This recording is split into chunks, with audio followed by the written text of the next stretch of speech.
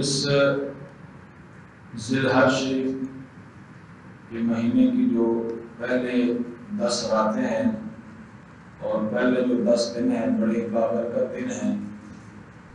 30ویں اس پارے کے اندر اللہ رب العزت نے سورۃ الفجر کی جو پہلی آیات ہیں وہ ساری کی ساری ذی الحج شریف کے پہلے 10 دنوں اور 10 راتوں کے متعلق نازل فرمائیں. والفجر وليال عشر والشفع والوتر واللیل اذا یسر هل فی ذلک قسم لذی حجر. یہ ساری کی ساری آیات جو ہیں یہ ذی الحج شریف کے پہلے 10 دنوں اور 10 راتوں کے متعلق نازل ہوئی ہے. یعنی ان 10 راتوں کی اور 10 دنوں کی اللہ رب العزت نے قسم کھائی ہے، اور قسم جو کھائی جاتی ہے وہ اس چیز کی عظمت کے پیش نظر کھائی جاتی ہے. ایک چیز بڑی اعلیٰ ہو، عرفہ ہو، اسی کی قسم کھائی جاتی ہے. اور پھر رسول اللہ صلی اللہ علیہ وسلم نے ارشاد فرمایا کہ ذی الحج شریف کے ایک دن کا روزہ رکھنا، یعنی اس کی جو پہلے 10 دن ہیں ان 10 دنوں میں پہلے دن کا جو 10 دنوں میں سے کسی بھی دن کا روزہ رکھنا، حضور فرماتے ہیں کہ ایسے ہی ہے جیسے اس شخص نے پورے سال کا روزہ رکھا ہے. اللہ تعالیٰ اس کو اتنا ثواب عطا فرماتا ہے. اور جس نے اس کی کسی رات میں قیام کیا گویا ایسے ہی ہے جیسے اس نے لیلۃ القدر کا قیام کیا، اور لیلۃ القدر والی رات میں اس نے اللہ رب العزت کے حضور سجدے دیے. جتنا اس کو اس رات ثواب ملتا ہے اتنا ان راتوں کے اندر اس کو ثواب ملتا ہے. یقیناً یہ بڑی مبارک گھڑیاں ہیں، اور اس ذی الحج شریف کو کئی نسبتیں حاصل ہیں. اس ذی الحج شریف میں حج بیت اللہ کی سعادت بھی حاصل کی جاتی ہے، اور پھر رسول اللہ صلی اللہ علیہ وسلم کے جد امجد اور اللہ رب العزت کے پیارے نبی جناب ابراہیم خلیل اللہ علیہ السلام، ان کی یاد تازہ کرتے ہوئے لاکھوں کروڑوں لوگ قربانی کا فریضہ بھی سر انجام دیتے ہیں. تو اس ذی الحج شریف کو کئی نسبتیں حاصل ہیں. حضرت ابراہیم علیہ السلام کے ساتھ اس کو خاص نسبت حاصل ہے کہ اس مہینے کے اندر آپ نے اپنے بیٹے کی قربانی اللہ کی حضور پیش کی، جس کو اللہ رب العزت نے اتنا پسند فرمایا کہ اس کی یاد کو قیامت تک کے لیے باقی رکھ دیا کہ لوگ آئیں گے اور جانور کو ذبح کریں گے، بکرا، گائے، بھینس وغیرہ، اور یاد ابراہیم علیہ السلام کی تازہ ہوتی رہے گی. ابراہیم علیہ السلام کے ساتھ اس کو خاص نسبت حاصل ہے. جناب ابراہیم خلیل اللہ علیہ السلام، آپ کی اگر زندگی مبارک کا مطالعہ کیا جائے تو آپ کی زندگی کا جو نمایاں پہلو ہے وہ یہی ہے کہ آپ نے اللہ رب العزت کی طرف سے جو آزمائشیں آئیں اور جو امتحانات آئے ان پر آپ نے صبر فرمایا، اور ایک مثال بیان کی کہ جب بھی اللہ رب العزت کی طرف سے کوئی آزمائش آئے، کوئی امتحان آئے تو بے صبری کا مظاہرہ نہیں کرنا چاہیے، بلکہ صبر کے دامن کو تھام کر اور پورے یقین کے ساتھ اللہ رب العزت کے آزمائش اور امتحان کے لیے تیار رہنا چاہیے. پھر اللہ رب العزت مدد بھی فرماتا ہے. ظاہری بات ہے کہ اللہ رب العزت کسی بندے کو اس کے طاقت سے زیادہ مکلف بھی نہیں بناتا. امتحان ضرور دیتا ہے، آزمائش ضرور آتی ہے، لیکن وہ اس بندے کے درجات کو بلند کرنے کے لیے ہوتی ہے. کوئی بھی امتحان، آپ ظاہری بات ہے ماشاءاللہ سارے پڑھے لکھے لوگ بیٹھے ہیں، اسکول، کالج، یونیورسٹی ہے، اسی طرح مدارس ہیں، اس میں بچے پڑھتے ہیں، طالب علم پڑھتے ہیں، تو سال کے بعد 6 مہینے کے بعد اس طرح کی بھی ایک روٹین ہوتی ہے، امتحان ہوتا ہے. مجھے بتائیں کوئی بھی امتحان کسی طالب علم کو اگلی کلاس سے روکنے کے لیے لیا جاتا ہے؟ امتحان لیا جا رہا تھا کہ وہ اگلی کلاس میں نہ جا سکے. نہیں، امتحان لیا اس لیے جاتا ہے تاکہ وہ کامیابی حاصل کرے اور اس کا درجہ بدل دیا جائے. ابھی چھوٹے درجے میں ہے تو پھر دوسرے درجے میں اوپر والے درجے میں چلا جائے، اور وہاں کامیابی حاصل کرے پھر اس سے اوپر والے درجے میں چلا جائے، اوپر والی کلاس میں چلا جائے. تو اسی طرح دنیا کے اندر جو شخص کسی بھی سکول میں داخل ہے، کسی مدرسے میں داخل ہے، کسی کالج میں داخل ہے، اس کا امتحان ضرور ہوتا ہے. اور امتحان ہوتا بھی اس لیے ہے کہ اس کے درجے کو بلند کیا جائے. کوئی بھی امتحان جو ہے اس لیے نہیں ہوتا کہ فلاں بندے کا مثال کے طور پر وہ 5ویں کلاس میں ہے تو امتحان کے بعد وہ 4تھی کلاس میں آ جائے گا، 4تھی میں تو 3ری میں آ جائے گا. ایسا ہوا کبھی؟ نہیں ہوا. ہاں اگر ناکام ہوگا تو پھر تو جناب کچھ کیا جا سکتا ہے، لیکن اگر کامیاب ہو جائے تو پھر وہ اگلے درجے میں جاتا ہے. 5ویں میں تو 6ٹھی میں جائے گا، اور 6ویں کلاس پڑھ رہا ہے تو 7ویں میں جائے گا. اس طرح اس کے درجے بڑھتے چلے جائیں گے. اسی طرح جو ایمان ہے اس کے بھی درجات ہیں. ان درجات کی بلندی کے لیے اللہ رب العزت اپنے بندے سے امتحان لیتا ہے، اس کو آزماتا ہے کہ آیا بندہ امتحان میں کامیاب ہوتا ہے کہ ناکام ہوتا ہے. تو اگر امتحان میں کامیاب ہو جائے تو اللہ رب العزت اس کا درجہ بلند فرما دیتا ہے. آزمائش ہر وقت نہیں رہتی، سدا آزمائش نہیں رہتی، بلکہ وقتی طور پر آزمائش آتی ہے، تکلیف آتی ہے، امتحان آتا ہے. جو شخص اس کو جناب صحیح طریقے کے ساتھ، خندہ پیشانی کے ساتھ، پوری تیاری کے ساتھ اس امتحان میں کامیاب ہو جاتا ہے، پھر اللہ رب العزت اس کو انعام بھی عطا فرماتا ہے کہ اس کے درجات کو بلند فرما دیتا ہے. یہ کوئی بھی امتحان دنیا کا بھی ہو اور ایمان کا جو امتحان لیا جاتا ہے وہ اسی طرح ہی ہوتا ہے. وہ بھی امتحان بندے مومن کے شان کو بڑھانے کے لیے لیا جاتا ہے. تو ہمارے بھی امتحان ہیں، ظاہر بات ہے ہم مسلمان ہیں، مومن ہیں، کلمہ ہم نے پڑھ رکھا ہے. اس لیے تو اقبال کہتا تھا نا، چمی کویم مسلمانم بلرزم کہ دانم مشکلات لا الارا.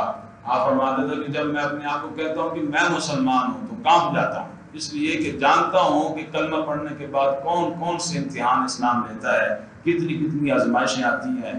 یہ تو آپ اور میں سوکھے دنوں کہتے ہیں مسلمان ہیں، ہمارا باپ مسلمان، ہم بھی مسلمان ہیں، دادا صاحب مسلمان، اسی بھی مسلمان ہیں. وہ تو ان لوگوں سے پوچھو نا جو کافروں کے ملک میں رہ رہے ہیں، غیر کے دیار میں رہ رہے ہیں، اور وہاں رہ کر جناب وہ کلمہ پڑھتے ہیں تو کتنی کتنی مشکلات کا سامنا کرنا پڑتا ہے. آزمائشیں آتی ہیں، امتحانات آتے ہیں، وہ تو ان سے جا کر پوچھا جائے نا. ہم تو یہاں اسلامی ملک ہے، پھر جناب ہمارا باپ دادا مسلمان، ہم بھی مسلمان ہیں، ہمارے لیے کیا مشکل ہے؟ کوئی مشکل کو نہیں ہے. لیکن پھر بھی اللہ رب العزت ہم سے امتحان لیتا ہے. کبھی ایسا امتحان ہوتا ہے کہ جناب بندے کے پاس پیسے نہیں ہوتے، اللہ رب العزت مال کی کمی کر کے جناب اس کو آزماتا ہے کہ آیا بندہ شکو شکایت کر رہا ہے یا صبر کر رہا ہے. ہمارے ہاں ہوتا کیا ہے، کسی کے پاس کافی زیادہ پیسے ہیں، مالدار انسان ہے، لیکن اچانک جناب کاروبار ختم ہو گیا اور جناب گاڑیاں بھی ختم ہو گئی، گھر بھی چلا گیا، پیسے بھی کم ہو گئے، ختم ہو گئے. اب لوگ شکو شکایت کرنے شروع کر دیتے ہیں، یا اللہ ایسے ہے، یا اللہ ایسے ہے. اب وہ امتحان ہے اس بندے کا کہ جس نے تجھے دیا تھا، گاڑیاں جس نے تجھے دی تھی، جس مالک نے تجھے جناب گھر دیا تھا، جس مالک نے تجھے پیسے دیے تھے، اسی مالک نے تیرا امتحان لیا ہے اور تجھے آزمایا ہے کہ آیا تو صبر کرتا ہے یا بے صبری کا مظاہرہ کرتا ہے. لیکن ہمارے ہاں لوگ بے صبری کا مظاہرہ کر دیتے ہیں اور بے صبر ہو جاتے ہیں، اور بے صبری میں آ کر پتہ نہیں کیا کیا زبان پر لے آتے ہیں. حالانکہ ایسا نہیں کرنا چاہیے، بلکہ انبیاء علیہ السلام کی سیرت کو دیکھتے ہوئے، ان کی سیرت پر عمل کرتے ہوئے، اور بالخصوص ہمارے نبی اکرم صلی اللہ علیہ وسلم کی سیرت پر عمل کرتے ہوئے، حضور کے صحابہ کی سیرت پر عمل کرتے ہوئے، حضور کے اہل بیت کی سیرت پر عمل کرتے ہوئے، ان کو دیکھنا چاہیے کہ ہماری تو حیثیت ہی کچھ نہیں ہے. ہم سے تو اسلام نے امتحان بھی کچھ نہیں لیا، نہ ہم پر اس قسم کی کوئی آزمائش آئی جس طرح کہ انبیاء علیہ السلام پر آزمائشیں آئیں، خود رسول اللہ صلی اللہ علیہ وسلم پر جو آزمائشیں آئیں، پھر جناب حضور کے صحابہ پر آزمائشیں آئیں، حضور کے اہل بیت پر جو آزمائشیں آئیں. ہم پر کوئی آئی ہے اس طرح کی آزمائش؟ ہم سے ایسا امتحان لیا گیا؟ کوئی بھی نہیں لیا گا. اس لیے بندے کو بے صبری کا مظاہرہ نہیں کرنا چاہیے. اللہ قرآن میں فرماتا ہے وَلَنَبْلُوَنَّكُمْ بِشَيْءٍ مِّنَ الْخَوْفِ وَالْجُوعِ وَنَقْصٍ مِّنَ الْأَمْوَالِ وَالْأَنفُسِ وَالثَّمَرَاتِ وَبَشِّرِ الصَّابِرِينَ. فرمایا ہم ضرور، دو تاکیدیں لگائی جی عربی گرامر کے مطابق، دو تاکیدیں، لام بھی تاکید کا ہے، اگر نون تاکید ثقیلہ کا لگایا اللہ رب العزت نے. فرمایا وَلَنَبْلُوَنَّكُمْ، فرمایا ہم تمہیں ضرور ضرور آزمائیں گے، جو مرضی ہو جائے آزمائیں گے ضرور ہمیں تمہیں، اور تمہارے امتحان ضرور لیں گے. کس کے ساتھ؟ بِشَيْءٍ مِّنَ الْخَوْفِ، کسی موقع پر تمہیں خوف دے کر تمہیں آزمائیں گے، اور کہیں فرمایا بشیء من الخوف والجوع، اور کہیں تمہیں بھوک دے کر تمہیں آزمائیں گے، یعنی کسی ٹائم کھانا تمہیں نہیں دیں گے، بعض اوقات ایک دن کا کھانا تمہیں نہیں دیں گے، بعض اوقات 3 دن کے لیے فاقہ ہو جائے گا، آزمائیں گے تمہیں تم کیا کرتے ہو، کیا زبان پر شکوہ شکایت لے کر آتے ہو، یا صبر کا دامن مضبوطی کے ساتھ تھام کر کہ بھائی اگر 3 دن سے پہلے اللہ رب العزت ہمیں عطا فرما رہا تھا، اگر ابھی نہیں کر رہا تو یہ اللہ کا کوئی امتحان ہوگا، اللہ کی طرف سے کوئی آزمائش ہوگی، تو اس پر صبر کرنا چاہیے۔ وہی مالک ہے جس نے ماں کے پیٹ میں بچے، جب ہم چھوٹے تھے بچے تھے اس وقت اللہ نے عطا کیا، تو ابھی نہیں دے گا وہ رزق، کیسے ہو سکتا ہے؟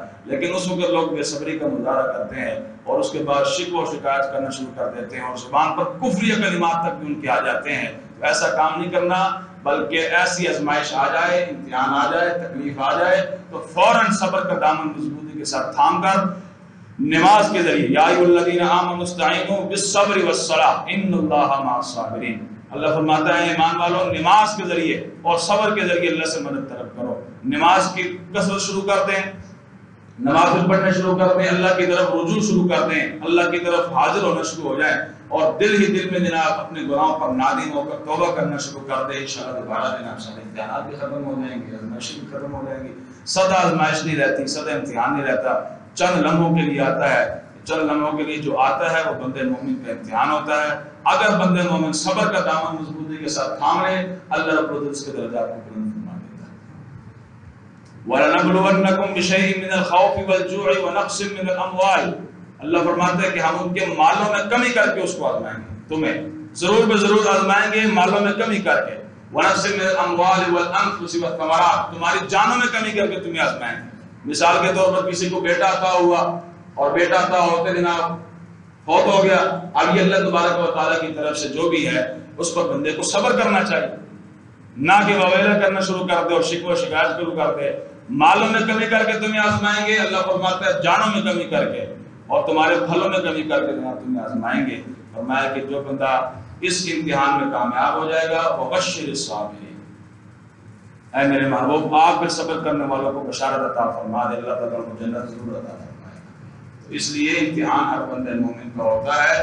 انبیاء علیہ السلام کے امتحانات ہوئے تو آپ تو اور میری تو حیثیت کچھ بھی نہیں بنتی نا۔ آپ ذرا انبیاء کی سیرت کو پڑھ کر دیکھیں، اللہ کے بندوں، جناب ابراہیم خلیل اللہ جن کی ایام ابھی چل رہے ہیں، ان کی اگر آپ سیرت پڑھ کر دیکھیں، جس طرح میں نے پہلے عرض کر دیا کہ آپ کی سیرت کا سب سے نمایاں پہلو یہی ہے کہ آپ کو بار بار آزمایا گیا اور کئی مرتبہ آپ سے امتحانات لیے گئے، اور اتنے سخت امتحانات لیے گئے کہ آپ اور میں تو اس کا تصور بھی نہیں کر سکتے، لیکن پھر بھی جبل استقامت بن کر اور یقین کے ساتھ پورے صبر کا دامن مضبوطی کے ساتھ تھام کر آپ نے صبر کا مظاہرہ کیا اور اللہ رب العزت کے امتحانات کے سامنے اپنا سر تسلیم خم کیا۔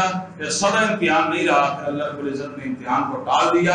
آج ابراہیم خلیل اللہ کا نام چمک رہا ہے، اور قیامت تک جناب لوگ ان کے یاد نام لے کر جناب سینے کو ٹھنڈک پہنچاتے رہیں گے۔ یقیناً امتحان ہوتا ہے، امتحان ہر امتحان کے بعد، ہر مشکل کے بعد اللہ فرماتا ہے ان مع العسر یسرا، اللہ فرماتا ہے کہ ہر تنگی کے بعد، ہر پریشانی کے بعد، ہر امتحان کے بعد، ہر آزمائش کے بعد آسانی ضرور آ رہی ہے، لیکن تھوڑا ٹائم لگتا ہے، وقت لگتا ہے۔ جو بندہ اس وقت صحیح طریقے کے ساتھ کاربند ہو جائے اور اللہ رب العزت کے احکامات پر عمل کرنا شروع کر دے، اللہ کے حضور حاضر ہونا شروع ہو جائے، مالک میں بڑا کمزور ہوں، میری طاقت کوئی نہیں کہ میں تیرے امتحانات کے سامنے ٹھہر سکوں، تیری آزمائش کے سامنے ٹھہر سکوں، مالک مجھ پر کرم فرما، رحم والا معاملہ فرما، فضل والا معاملہ فرما۔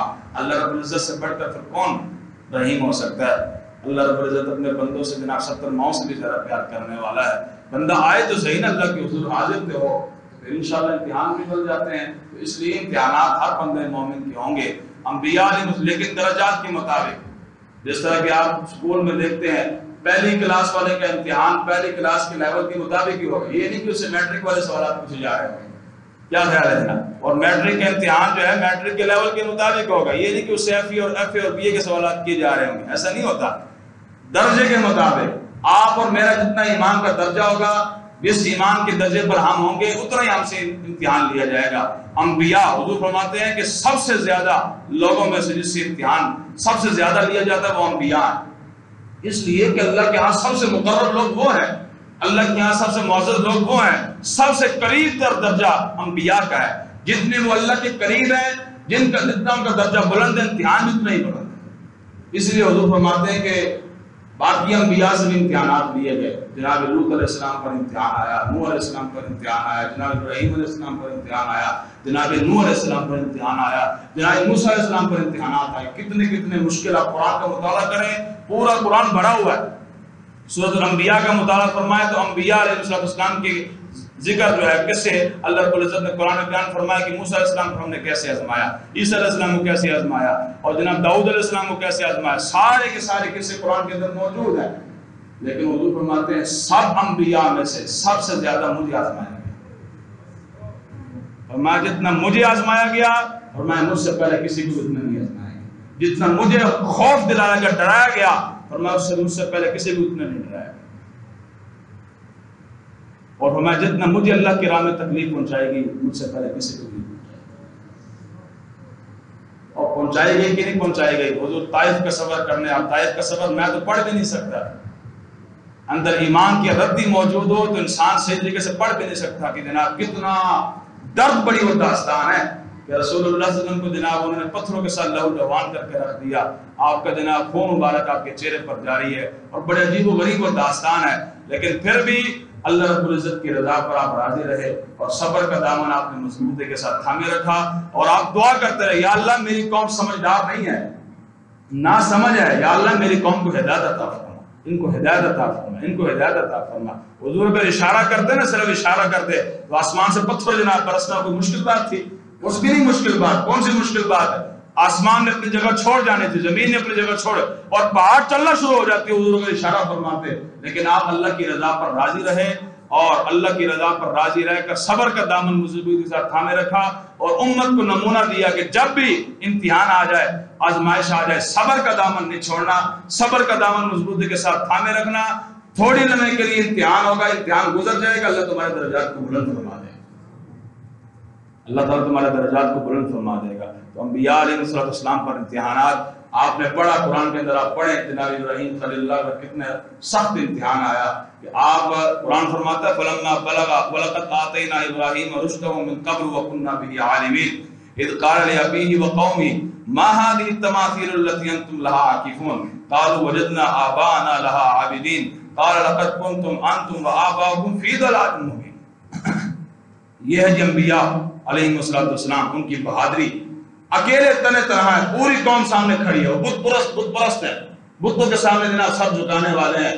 آپ نے فرمایا کہ یہ کیا تم نے جناب کھلونے سے بنا رکھے ہیں، اور جناب بت سجا رکھے ہیں، ان کے سامنے سر تسلیم خم کرتے ہو، ان کے سر جھکاتے، یہ کیا ہے؟ انہوں نے کہا قالوا وجدنا آباءنا لها عابدین. انہوں نے کہا ہمارے آبا و اجداد ان کے سامنے سر جھکاتے تھے تو ہم بھی سر جھکائیں گے. لقد كنتم انتم وآباؤكم فی ضلال مبین. ہاں جی، آپ نے فرمایا تسی بھی تھوڑے پیو دادے سارے گمراہ سن، سب گمراہی کے اوپر تھے. حالانکہ ہے تنہ تنہا. یقین کتنا کامل ہے کہ جب میں اللہ کی راہ میں نکل آیا ہوں، توحید کو بیان کر رہا ہوں، یہ میرا کیا بگاڑ سکتے ہیں؟ کچھ بگاڑ سکتے ہیں؟ کچھ بھی نہیں بگاڑ سکتے. اور میں لقد کنتم انتم وآباؤکم فی ضلال مبین، بے شک تم اور تمہارے باپ دادا سب کھلی گمراہی ہے. تم مثالیں دے رہے ہو کہ ہمارے باپ دادا ایسے کرتے تھے، تسی بھی گمراہ اور تمہارے باپ دادا بھی گمراہ. قالوا وجدنا بالحق ام انت من اللاعبین قال بل ربكم رب السماوات والارض الذي فطرهن وانا على ذلك من الشاهدین. فرمایا کہ آپ نے فرمایا بل ربكم رب السماوات والارض الذي فطرهن. فرمایا کہ تم ان کے سامنے جناب سر جھکاتے ہو، تمہارا رب یہ نہیں ہے، تمہارا معبود یہ نہیں ہے، تمہارا معبود تو وہ ہے جو آسمانوں اور زمینوں کا مالک ہے، جس نے آسمانوں کو بھی پیدا فرمایا، جس نے زمینوں کو بھی پیدا فرمایا، وہ ہے تمہارے رب. تمہارا رب وہ ہے، تمہارا معبود حقیقی وہ ہے. سر جھکانا اس کے سامنے جھکاؤ. یہ کہ جناب تم نے بت سجا رکھے ہیں اور ان کے سامنے جناب سر جھکاتے ہو، یہ تمہارے معبود حق نہیں ہے، یہ تمہارے معبودان باطلہ ہیں، ان کے سامنے سر نہ جھکاؤ. وہ قوم نہیں مانی، آپ تنہا تھے. پھر ایک مرتبہ جناب آپ پڑھتے ہیں جناب سیرت کی کتابوں کے اندر میلہ لگتا تھا سالانہ، وہ سارے میلے کے لیے گئے ہوئے تھے. جناب ابراہیم خلیل اللہ علیہ السلام، آپ نے جناب کلہاڑا اٹھایا اور ان کے جناب بت خانے میں داخل ہوئے اور سارے بتوں کو جناب آپ نے توڑنا شروع کر دیا. کسی کا بازو توڑ دیا، کسی کا ناک توڑ دیا، کسی کے کان توڑ دیے، اور کسی کا جناب منہ اڑا کے رکھ دیا، اور ساروں کو توڑ کر جو ان کا بڑا بت وہاں کھڑا تھا جس کے سامنے جناب وہ سر جھکاتے تھے، کلہاڑا لے جا کر اس کے گردن پر لٹکا دیا۔ واپس آ گئے، جب واپس آئے قوم والے آئے تو انہوں نے دیکھا کہ جناب عجیب بات ہے کہ جناب ان کے جو معبودان باطلہ ہیں، جو ان کے رب جو انہوں نے بنائے ہوئے تھے، وہ سارے کے سارے کسی کا ہاتھ کٹا ہوا ہے، کسی کا ناک کوئی نہیں ہے، کسی کا کان کوئی نہیں ہے، اور کسی کا سر کوئی نہیں ہے، وہ کیا کیا حالات ہیں۔ فرمایا کہ قالوا من فعل هذا بآلهتنا انه لمن الظالمین، وہ کہنے لگے ہمارے ان معبودان کے ساتھ جن کی ہم عبادت کرتے ہیں، ہمارے معبودوں کے ساتھ کس نے یہ سلوک کیا ہے؟ آپس میں دوسرے کو جب دیکھنے لگے تو کسی نے آواز دی کہ قالوا سمعنا فتى يذكرهم يقال له ابراہیم، فرمایا کہ ہم نے ان میں سے کچھ بولے، ہم نے ایک جو ان کو انہیں برا کہتے سنا، جسے ابراہیم کہتے ہیں۔ اعلیٰ حضرت فرماتے ہیں کہ ان میں سے بعض کہنے لگے کہ جو ہمارے بتوں کو برا کہتے تھے نا، ان کا نام ابراہیم ہے، ہو سکتا ہے کہ ابراہیم نے ایسا کام کیا ہو۔ آپ کو بلایا گیا، قالوا فأتوا به على أعين الناس لعلهم يشهدون قالوا أنت فعلت هذا بآلهتنا یا ابراہیم، آپ کو بلایا گیا اور بلا کر کہنے لگے ابراہیم یہ کام آپ نے کیا ہے؟ کہ سارے جناب جو رب نصیب بنائے نا جناب، کسی زبان تو لائی ہے، کسی جناب کان، اور کسی کا جناب آنکھیں، اور کسی کا جناب سر، یہ سارے کے سارے تو نے اتارے ہیں؟ ابراہیم علیہ السلام فرمانے لگے قال بل فعله كبيرهم هذا فاسألوهم إن كانوا ينطقون، فرمایا کہ یہ میں نے کام نہیں کیا، ان کے بڑے نے کیا ہوگا، جس کے گردن پر کلہاڑا لٹک رہا ہے یہ کام تو اس نے کیا ہوگا۔ فاسألوهم إن كانوا ينطقون، اس سے پوچھو نا، تسی کہنا جناب ہمارے یہ معبود ہیں، ان کے سامنے ساتھ جھکاتے ہیں، ان سے پوچھو نا، کس سے پوچھو جناب کہ اس یہ کام کس نے کیا؟ فرجعوا الى انفسهم فقالوا انكم انتم الظالمون ثم نكسوا على رؤوسهم لقد علمت ما هؤلاء ينطقون قال فتعبدون من دون الله ما لا ينفعكم شيئا ولا يضركم اف لكم ولما تعبدون من دون الله افلا تعقلون، فرمایا کہ تمہیں شرم نہیں آتی؟ افسوس ہے تم پر بھی اور ان پر بھی جن کی تم عبادت کرتے ہو، نہ تمہارے نفع کے وہ مالک، نہ تمہارے نقصان کے مالک، نہ تمہاری آواز سن سکتے ہیں۔ آپ نے فرمایا کہ ان کو جو تمہارا بڑا پت جس کے گردن پر کلاڑا لٹک رہا ہے، اس سے پوچھو نا کہ تمہارے باقی جو تم نے بنائے ہوئے ہیں ان کے ساتھ یہ سلوک کس نے کیا ہے؟ وہ کہنے لگے یہ تو بول نہیں سکتا، یہ تو بول ہی نہیں سکتا۔ آپ نے فرمایا جب بول نہیں سکتا تو پھر افسوس ہے تم پر بھی اور ان پر بھی جو جن کی تم عبادت کرتے ہو، نہ تمہارے نفع کے مالک ہیں نہ تمہارے نقصان کے مالک ہیں، ہمارا رب تو وہ ہے احکم الحاکمین۔ ان کو بڑی تکلیف ہوئی اس بات سے، انہوں نے پھر جناب پروگرام بنایا کہ ان کو سزا دی جائے جناب ابراہیم خلیل اللہ کو۔ اب آپس میں مشورہ طے کیا کہ کیا کرنا چاہیے۔ بہرحال اجتماع کے بعد، مشاورت کے بعد یہ طے پایا کہ جناب ایک آگ جلائی جائے، اس آگ کے اندر جناب ابراہیم علیہ السلام کو ڈال دیا جائے، آپ کا نام و نشان بھی ختم ہو جائے گا۔ ان کو کیا پتا تھا کہ ابراہیم خلیل اللہ ہے؟ فانوس بن کر جس کی حفاظت ہوا کرے، وہ شمع کیا بجھے جس سے روشن خدا کرے۔ ان کے اندر کیوں؟ وہ تو بس اپنے عقل کے گھوڑے دوڑا رہے تھے نا، ان کو کیا پتا کہ سامنے کون کھڑا ہے؟ سامنے جناب ابراہیم خلیل اللہ کھڑے، اللہ کے پیغمبر کھڑے، اللہ کے پیغمبر کھڑے، اللہ کے نبی کھڑے، حضور کے جد امجد کھڑے، حضور کے جد امجد کھڑے ہیں، جہاں سے حضور صلی اللہ علیہ وسلم کا جناب آپ کی پیدائش، آپ کے جد امجد ابراہیم خلیل اللہ ہے نا، تو ابراہیم خلیل اللہ سامنے کھڑے ہیں۔ انہوں نے جناب پروگرام بنا کر، مفسرین نے لکھا کہ 90 فٹ اونچی اونچی دیواریں انہوں نے بنائی چاروں طرف سے، اور اعلان ہو گیا نمرود بادشاہ کی طرف سے کہ لکڑی اکٹھی کرو۔ 1 مہینے تک جناب تقریباً لکڑی اکٹھی کی جاتی رہی۔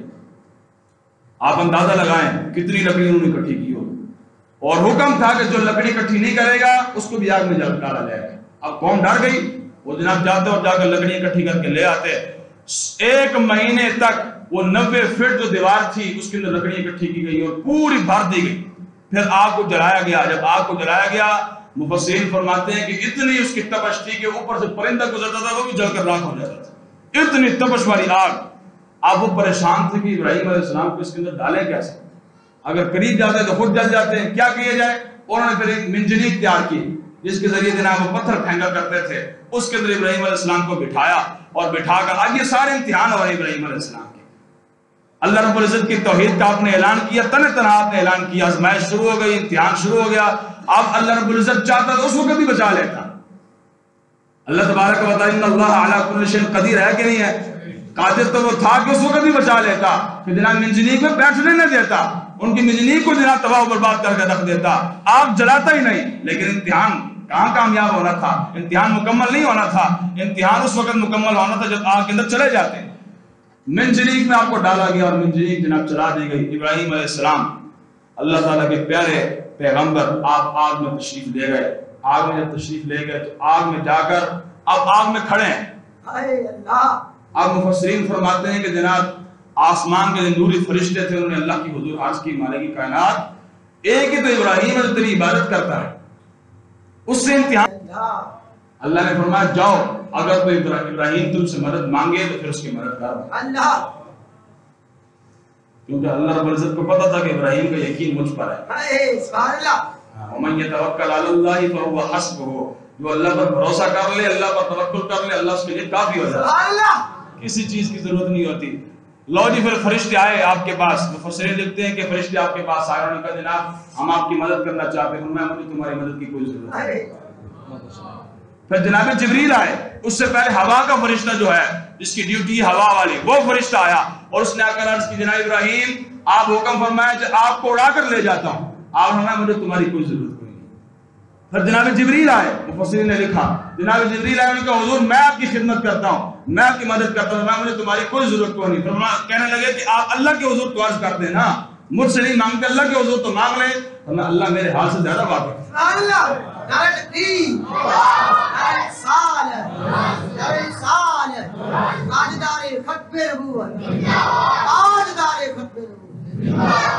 اللہ میرے حال سے زیادہ واقف ہے. اس کو علم ہے کہ ابراہیم آگ کے اندر.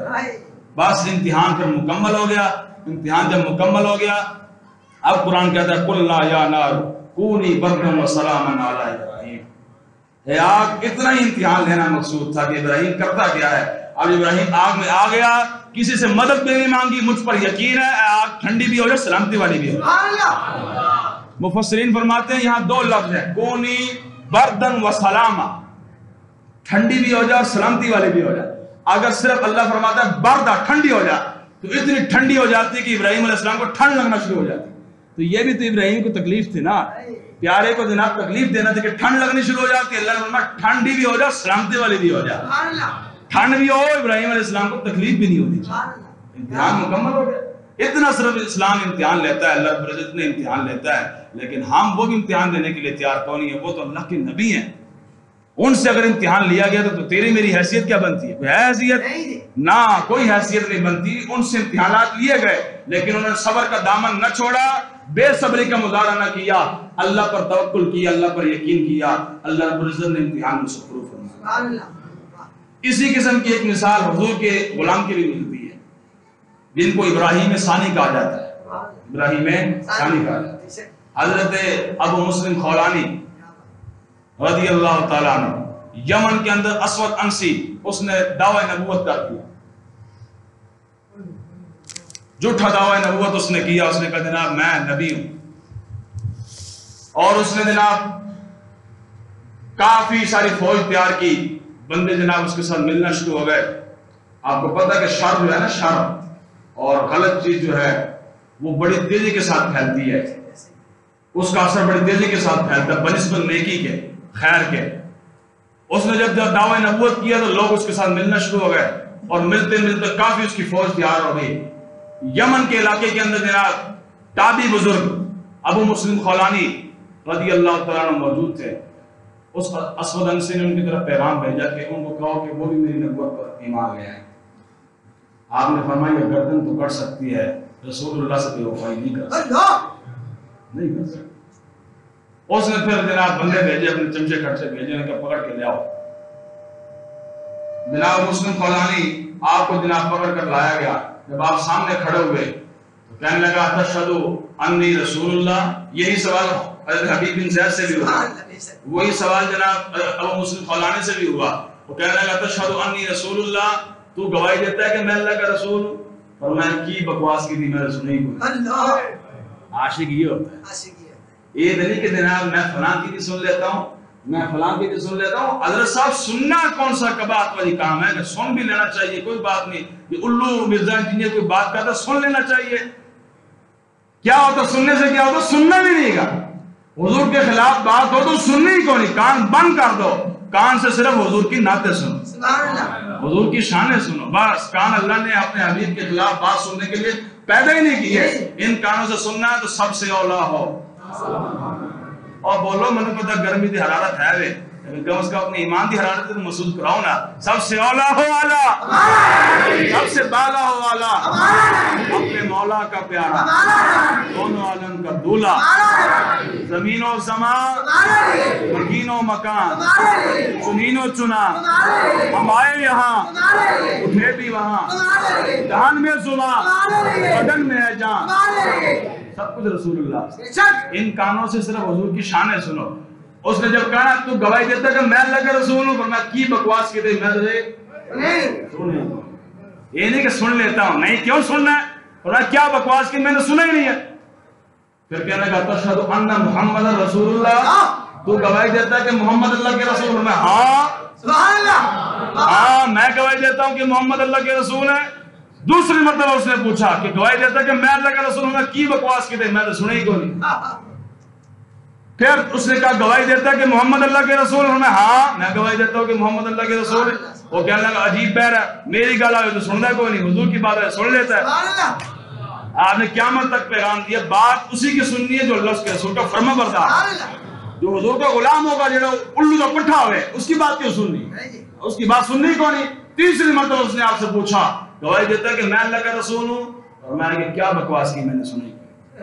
گواہی دیتا ہے کہ محمد اللہ کے رسول ہوں. میں ہاں میں گواہی. پھر اس نے آگ کے لیے آگ جلائی, جس طرح ابراہیم علیہ السلام کے لیے آگ جلائی گئی نا, وہی واقعہ دوبارہ رونما ہوا. آگ کے لیے آگ جلائی گئی, اور آگ جلائی گئی تو آگ کو آگ میں ڈالنے سے پہلے ایک مرتبہ پھر اس نے پوچھا کہ ہاں گواہی دیتا ہے, اور میں نہیں, گردن کاٹ لے, جان چلی جائے, حضور سے بے وفائی نہیں کر سکتا. جان کی کیا حیثیت ہے جناب, جان تو چلی جائے گی, جا کے حضور کی جواب دیان ہے. اس راستے جناب جان چلی جائے, حضور سے بے وفائی نہیں کر سکتا. آخر نبی رسول اللہ کی ساتھ صلی اللہ علیہ وسلم, اس نے پھر آپ کو آگ میں ڈال دیا, آگ میں ڈال دیا. آپ آگ میں رہے, کافی عرصہ رہے, جس طرح ابراہیم علیہ السلام رہے. اللہ رب العزت کی شان, آپ آگ میں رہے, تھوڑی دیر کے بعد میں مسکراتے ہوئے باہر تشریف لائے. بات سمجھے کہ نہیں, مسکراتے ہوئے جب باہر تشریف لائے تو جناب وہ سارے صحرا اس چکر میں تھے کہ ابھی جا کر ہڈیاں گٹھیاں کریں گے, اور جناب جل کر راکھ ہو چکے ہوں گے. آج ہنستے ہوئے باہر آئے, مسکراتے ہوئے باہر آئے, ان کے پاؤں کے لیے زمین نکل گئی. ان نے چمچے کٹ سے کہا لگا کہ بلا جب بچنا چاہتے ہو نا, 4 دن اپنی پیری چمکانا چاہتے ہو, انہوں نے ملک بدل کر دو, اپنے ملک سے جناب باہر نکال دو. اگر یہ یہی رہے تو جناب آپ کی پیری نہیں چمک سکتی, اور جو آپ نے دعوی نبوت کر رکھا ہے جناب نہیں چل سکتا. اس نے پھر آپ کو ملک بدل کر. ابو مسلم خولانی وہاں سے مدینہ پاک تشریف لائے. مسجد نبی کے بعد جناب آپ نے آ کر اپنے جناب سواری کو باندھا, اور اندر داخل ہو کر جناب آپ نے وضو کیا, اور وضو کر کے جناب آپ نے جناب نوافل شروع کر دیا. نفل پڑھ رہے تھے, اسی دوران فاروق اعظم آ گئے. سبحان اللہ العظیم. فاروق اعظم آئے تو اب غور سے آپ دیکھنا شروع ہو گئے. فاروق اعظم رضی اللہ تعالیٰ ابھی ابو مسلم خولانی نماز مکمل کرتے ہیں, ان سے گفت و شنید کرتے ہیں. نماز مکمل کی تو آپ نے فرمایا کہ مجھے لگتا ہے تم مہمان ہو. میں کہا جی میں مہمان ہوں. کہاں سے آئے ہو جناب؟ میں کہ میں یمن سے آیا. اور کہتے فرمانے لگے کہ سناؤ ہمارے اس دوست کی جس کو آگ میں پھینکا گیا اور آگ نے اس کو کچھ نہیں کہا, جانتے ہو اس کو؟ میں کہا جی ہاں جانتا ہوں, چرچا تو ہو چکا تھا کہ ایک بندے کو آگ میں پھینکا گیا, آگ میں ڈالا گیا, آگ نے اس کو کچھ بھی نہیں کہا. جانتے ہو اس کو؟ انہوں نے کہا جناب میں جانتا ہوں. کیا نام ہے اس کا؟ کہنے لگا عبداللہ بن فور. فاروق اعظم سمجھ گئے سن کہ اے بندہ وہی ہے, پردوں میں چھپا ہو تو چشم بینا دیکھ لیتی ہے, زمانے کی طبیعت کا تقاضا دیکھ لیتی ہے, انوکھی وجہ ہے سارے زمانے سے نرالے, الہی عاشق کون سی بستی کا ہے, جلا سکتی ہے شمع کشتہ کو موج نفس کی, الہی کیا چھپا ہوتا ہے لیکن. اس طرح نگاہ آپ نے فرمایا کہ میں تجھے اللہ کی قسم دیتا ہوں تو وہی تو نہیں ہے جس کا ذکر تو خود کر رہا ہے, تو وہی تو نہیں ہے. اور کہنے لگے جی میں وہی. فاروق اعظم کھڑے ہو گئے, اور کھڑے ہو کر جناب ان کو سینے کے ساتھ لگایا. اب معیار دیکھیں جناب, سینے کے ساتھ لگا کر آپ یہاں ماتھے پر بوسہ دیا, اور ہاتھ اٹھا کر اللہ کا شکر ادا کیا. الحمدللہ الذی لم یمتنی حتی ارانی فی امت محمد من فعل بھی کما فعل بھی ابراہیم خلیل اللہ. یا اللہ تیرا شکر ہے کہ تو نے عمر کو مرنے سے پہلے وہ شخص دکھا دیا جس کے ساتھ وہی کچھ کیا گیا جو ابراہیم خلیل اللہ, یعنی ابراہیم خلیل اللہ کو آگ میں جناب ڈالا گیا, آگ نے ان کو کچھ نہ کہا. اور جاتے جاتے عمر کو تم نے وہ بندہ بھی دکھا دیا جن کے ساتھ وہی کچھ کیا گیا جو ابراہیم علیہ السلام کے ساتھ کیا. پھر فاروق اعظم رضی اللہ عنہ کا ہاتھ پکڑا, سیدھے صدیق اکبر کی بارگاہ میں رہ گئے اور جا کر کہنے لگے ان کو جانتے ہو؟ فرمایا ان کے تو ہمیں انتظار تھا, ان کا تو ہم انتظار کر رہے تھے. لو جی درمیان میں تابعی بزرگ ہیں, صحابی بھی کوئی نہیں ہے, تابعی بزرگ ہیں.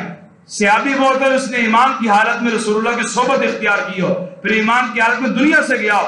تابعی وہ ہوتا ہے جس نے ایمان کی حالت میں کسی صحابی کی زیارت کی ہو, اسی ایمان کی حالت میں دنیا سے گیا ہو. بعض معنی مل کر ایک تابعی کی قدر تک نہیں پہنچ سکتے, پھر لاکھوں تابعی مل کر کسی صحابی کی قدر تک نہیں پہنچ سکتے.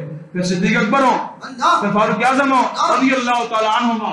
جب فاروق اعظم رضی اللہ عنہ پکڑ کر ان کی بارگاہ میں لے گئے نا, ہاتھ سے پکڑ کر, سیدنا صدیق اکبر بھی کھڑے ہو گئے, استقبال کیا, استقبال کر کے درمیان میں بٹھایا.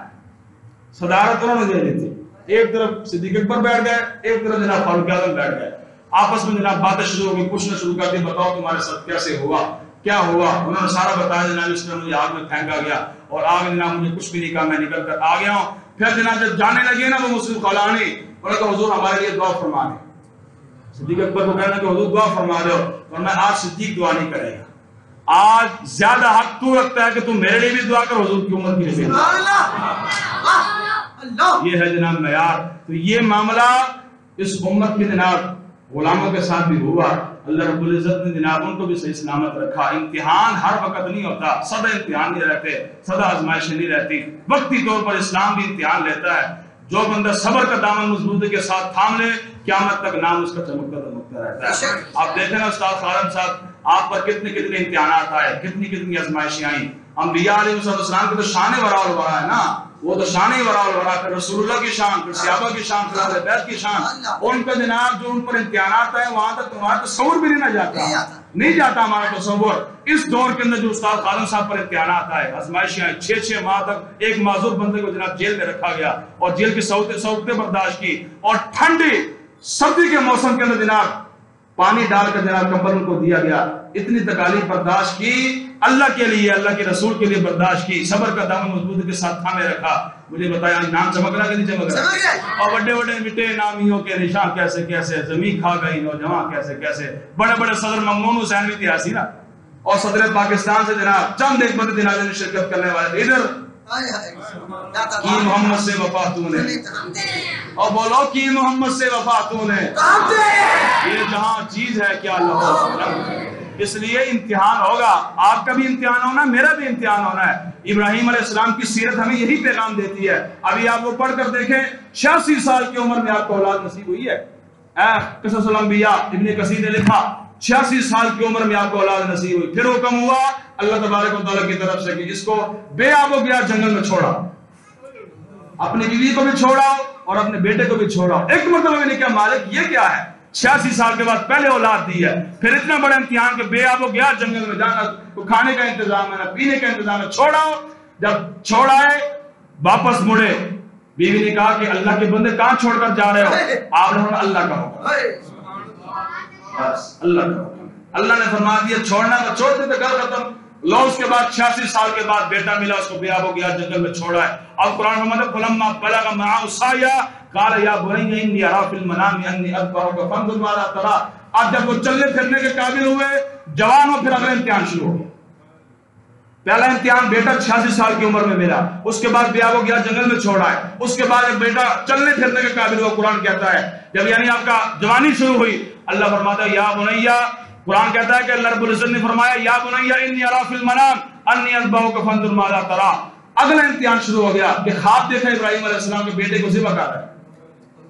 بیٹے کو جناب چھڑی بھی پکڑائی اور رسی بھی پکڑائی, فرمایا بیٹا چلو باہر, تھوڑا کام ہے اس کے لیے جانا ہے. باہر تشریف لے گئے, آگے جا کر کہا بیٹا ادھر اس لیے لے کر آیا ہوں تمہیں, رات کو میں نے خواب دیکھا, اللہ رب العزت کی طرف سے مجھے اشارہ ہوا, تو مجھے بڑا پیارا ہے, 86 سال کے بعد ملا ہے. اللہ رب العزت چاہتے ہیں کہ تو اس کی راہ میں قربان کر دیا جائے. یا بنی انی ارى في المنام انی اذبحك فانظر ماذا ترى. بیٹا ہو پھر اسماعیل جیسا, باپ ہو ابراہیم جیسا, اور بیٹا پھر اسماعیل جیسا ہو. عرض کی یا ابت افعل ما تؤمر ما تؤمر ستجدنی انشاءاللہ من الصابرین. اے ابا جان, یا ابت افعل ما تؤمر, آپ کیجئے وہ جو آپ کو حکم دیا گیا ہے, انشاءاللہ آپ مجھے صابرین میں سے پائیں گے. پھر آپ کو لٹا دیا گیا اور لٹا کر جناب اب امتحان شروع ہے. بیٹے کو ذبح کیا جب 86 سال کے بعد پہلے بیٹا ملا ہے, اور بیٹا ملنے کے بعد پھر اس کو بے آب و گیا جنگل میں چھوڑا ہے. جب چلنے پھرنے کے قابل ہوا پھر امتحان شروع ہوا, لے جاؤ اس کو ذبح کر کے آؤ. ایک مرتبہ بھی نہیں کہا مالک صاحب یہ کیا میرے ساتھ ہو رہا ہے, کیوں نہیں قرآن سے ہے کسی جگہ پہ نہیں ہے. آپ سیرت کی کتابیں کھنگال کر دیکھیں نہیں ملے گا آپ کو کہیں کسی جگہ پر کہ ابراہیم علیہ السلام نے ایک مرتبہ شکوہ کیا ہو مالک یہ کیا امتحانات ہو رہے ہیں. ایک مرتبہ بھی نہیں کہا. اب جب لے گئے لے جا کر جناب وہاں کو لٹا دیا گیا, لٹا کر جناب چھری چلانے لگے, امتحان مکمل ہو گیا. امتحان مکمل ہو گیا. اب اللہ رب العزت نے یا ابراہیم قد صدقت الرؤیا, اے ابراہیم تم نے خواب سچا کر کے دکھا دیا, تمہارا امتحان مکمل ہو گیا. مقصد ابراہیم اسماعیل کو ذبح کروانا تو نہیں ہے نا, انہی کی اولاد میں سے محمد مصطفیٰ نے بھی آنا ہے. انہی کی اولاد میں سے محمد مصطفیٰ نے آنا, ان کو ذبح کروانا مقصود کوئی نہیں ہے, امتحان مقصود تھا. تم امتحان میں کامیاب ہو گئے. فوراً جبریل امین کو حکم ہوا لے جاؤ تم جنتی دمبا اور لے جا کر اسماعیل علیہ السلام کو نکال دو, اور دمبا نیچے لٹا. آپ نے جناب چھری چلائی, چھری چلانے کے بعد جب آپ کو اطمینان ہو گیا کہ میں نے ذبح کر دیا, جب اٹھا اور اٹھ کر جناب آنکھوں سے پٹی ہٹائی تو دیکھا اسماعیل علیہ السلام کھڑے مسکرا رہے اور دمبا جناب ذبح. اب اللہ رب العزت کی ادا اتنی پسند آئی, اتنی پسند آئی, اتنی پسند آئی کہ اے ابراہیم تم نے میری رضا کے خاطر اپنے بیٹے کی قربانی کر دی. اے ابراہیم اب قیامت تک لوگ جانور ذبح کرتے رہیں گے, یاد تیری تازہ ہوتے ہیں اور ہی کہ نہیں یاد تازہ ہوتی. اس لیے امتحان سدا نہیں ہوتے, آزمائشیں سدا نہیں ہوتی. اس وقت آپ نے صبر کا دامن مضبوطی کے ساتھ تھامے رکھنا ہے. انشاءاللہ کامیابی آپ کے پاؤں چومے گی اور درجات کی آپ کی بلندی انشاءاللہ ضرور ہوگی. کوئی بھی امتحان دنیا کا کسی کو گرانے کے لیے نہیں آتا, اٹھانے کے لیے آتا ہے. اور یا رسول اللہ کی صلی اللہ علیہ وسلم کی ساری زندگی اٹھا کر دیکھنے آپ پر کتنی کتنی آزمائشیں آئیں, کتنی کتنی تکالیف آپ پر آئیں, آپ نے بھی کبھی صبر کا دامن نہیں چھوڑا. ایک مرتبہ زبان پر نہیں لے کر آئے کہ یا اللہ یہ میرے ساتھ کیا ہو رہا ہے. آپ اشارہ فرماتے آسمان زمین اپنی جگہ چھوڑ جانے تھے, لیکن پھر بھی صبر کا دامن مضبوطی کے ساتھ تھامے رکھا. اپنی امت کو نمونہ دیا کہ جب بھی مشکل آ جائے, امتحان آ جائے, آزمائش آ جائے تو صبر کا دامن مضبوطی کے ساتھ تھامے رکھنا ہے. انشاءاللہ پھر درجات کی بلندی خود بخود ہو جائے گی. رہے گا یوں ہی ان کا, رہے گا یوں ہی ان کا.